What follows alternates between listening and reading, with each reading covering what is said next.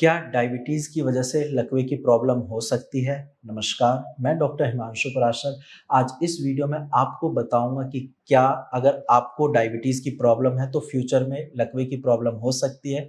तो चलिए वीडियो को स्टार्ट करते हैं। अक्सर पेशेंट जब मुझसे ओपीडी में मिलते हैं, वो अपनी डायबिटीज़ की प्रॉब्लम को काफ़ी हल्के में लेते हैं।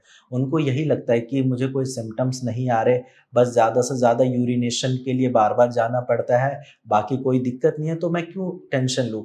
डायबिटीज़ ही तो है, ठीक हो जाएगी। बट ऐसा नहीं है। डायबिटीज़ की वजह से पैरालिसिस की प्रॉब्लम हो सकती है। अगर आपको डायबिटीज़ की प्रॉब्लम है और काफ़ी लंबे टाइम से प्रॉब्लम है ये, तो चांसेस है कि फ्यूचर में आपको पैरालिसिस की प्रॉब्लम हो सकती है।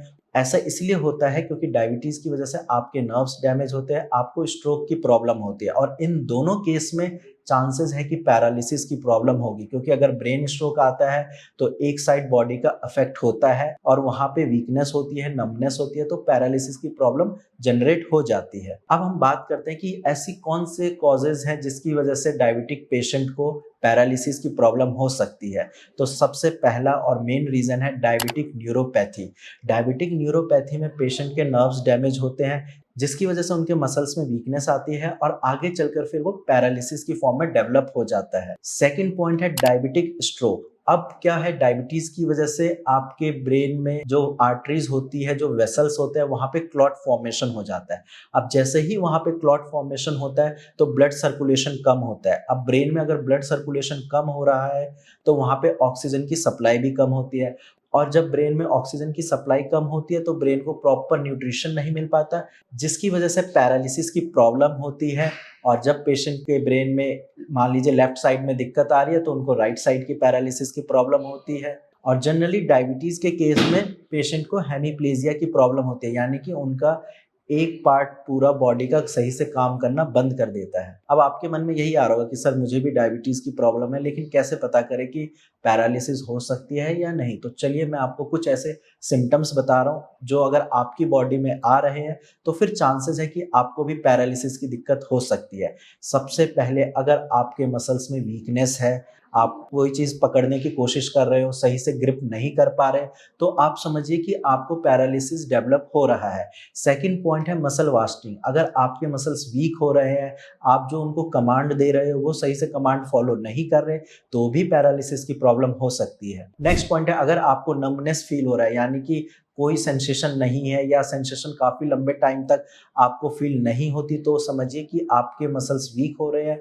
वहाँ पे ऑक्सीजन की सप्लाई कम हो रही है और चांसेस हैं कि फ्यूचर में पैरालिसिस की प्रॉब्लम हो सकती है। और नेक्स्ट पॉइंट है, डायबिटीज़ की वजह से फुट ड्रॉप भी होता है और ये भी एक पैरालिसिस का ही टाइप है, क्योंकि अगर आपका ब्लड शुगर लेवल ज़्यादा है तो वहाँ पे चांसेस है कि आपके नर्व सही से काम नहीं कर रहेंगे और उसकी वजह से फुट ड्रॉप की प्रॉब्लम भी हो जाती है। एंड लास्ट पॉइंट है फेशियल पैरालिसिस।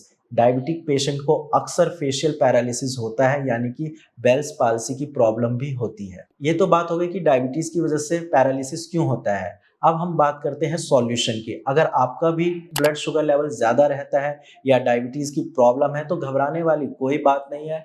आप एलोपैथिक मेडिसिन खा खा कर थक चुके होंगे, मुझे पता है, क्योंकि अक्सर डॉक्टर यही बोलते हैं कि ये मेडिसिन आपको लाइफ टाइम खानी है, आप खाइए कोई बात नहीं।